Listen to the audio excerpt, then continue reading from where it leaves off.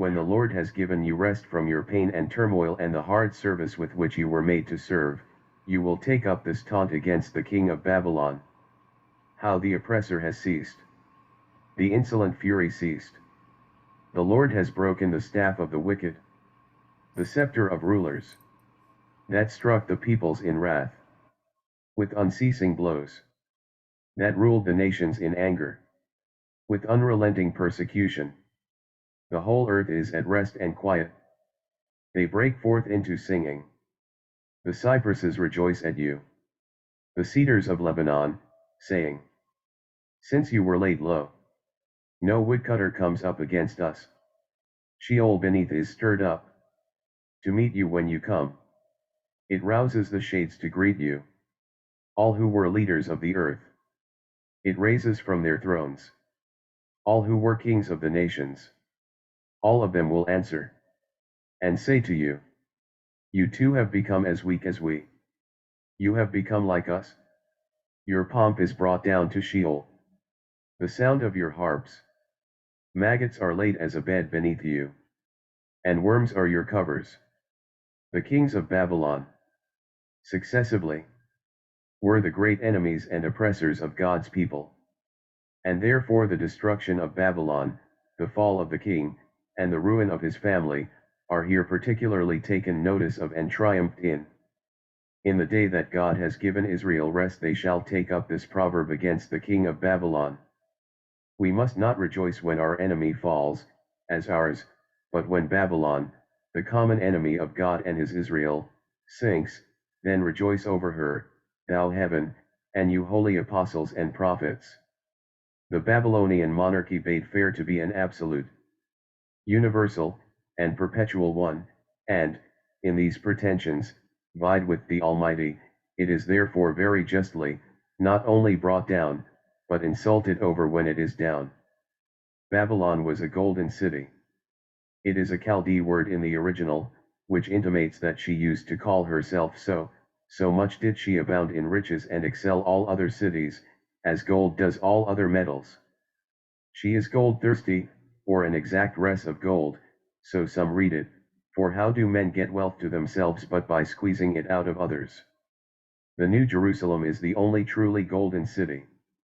The king of Babylon, having so much wealth in his dominions and the absolute command of it, by the help of that ruled the nations, gave them law, read them their doom, and at his pleasure weakened the nations, that they might not be able to make head against him. Such vast and victorious armies did he bring into the field, that, which way soever he looked, he made the earth to tremble, and shook kingdoms. All his neighbors were afraid of him, and were forced to submit to him. No one man could do this by his own personal strength, but by the numbers he has at his beck. Great tyrants, by making some do what they will, make others suffer what they will. How piteous is the case of mankind, which thus seems to be in a combination against itself, and its own rights and liberties, which could not be ruined but by its own strength. The wretched abuse of all this wealth and power, which the king of Babylon was guilty of, in 2 instances great oppression and cruelty.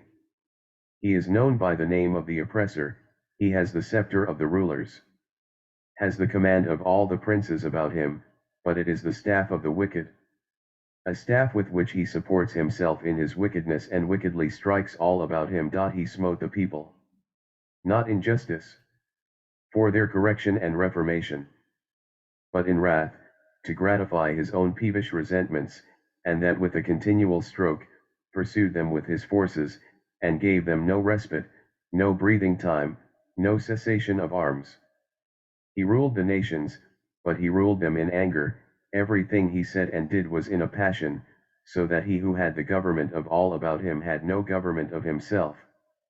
He made the world as a wilderness, as if he had taken a pride in being the plague of his generation and a curse to mankind. Great princes usually glory in building cities, but he gloried in destroying them. 2 particular instances, worse than all the rest, are here given of his tyranny. That he was severe to his captives. He opened not the house of his prisoners, he did not let them loose homeward, so the margin reads it, he kept them in close confinement, and never would suffer any to return to their own land. This refers especially to the people of the Jews. And it is that which fills up the measure of the king of Babylon's iniquity, that he had detained the people of God in captivity and would by no means release them, nay, and by profaning the vessels of God's temple at Jerusalem, did in effect say that they should never return to their former use. For this he was quickly and justly turned out by one whose first act was to open the house of God's prisoners and send home the temple vessels. He was oppressive to his own subjects. Thou hast destroyed thy land, and slain thy people, and what did he get by that? When the wealth of the land and the multitude of the people are the strength and honor of the prince, who never rules so safely, so gloriously, as in the hearts and affections of the people. But tyrants sacrifice their interests to their lusts and passions, and God will reckon with them for their barbarous usage of those who are under their power, whom they think they may use as they please. Those whom he had been a great tyrant and terror to will be glad that they are rid of him. Now that he is gone, the whole earth is at rest and is quiet. For he was the great disturber of the peace, now they all break forth into singing. For when the wicked perish there is shouting, the fir trees and cedars of Lebanon now think themselves safe, there is no danger now of their being cut down, to make way for his vast armies or to furnish him with timber.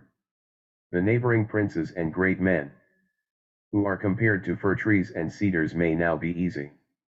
And out of fear of being dispossessed of their rights, for the hammer of the whole earth is cut asunder and broken, the axe that boasted itself against him that hewed with it.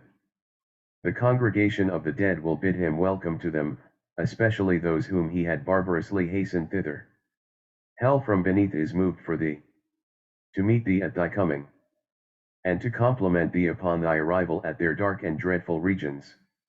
The chief ones of the earth, who when they were alive were kept in awe by him and durst not come near him, but rose from their thrones, to resign them to him, shall upbraid him with it when he comes into the state of the dead. They shall go forth to meet him, as they used to do when he made his public entry into cities he had become master of.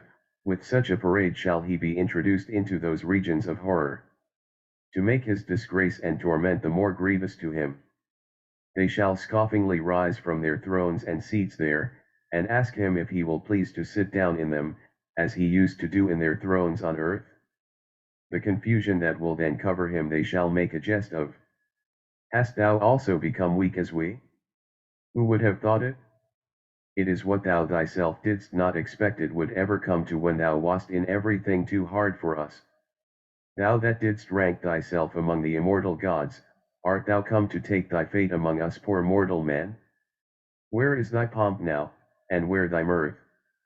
Spectators will stand amazed at his fall, when he shall be brought down to hell, to the sides of the pit, and be lodged there. Those that see him shall narrowly look upon him, and consider him, they shall scarcely believe their own eyes.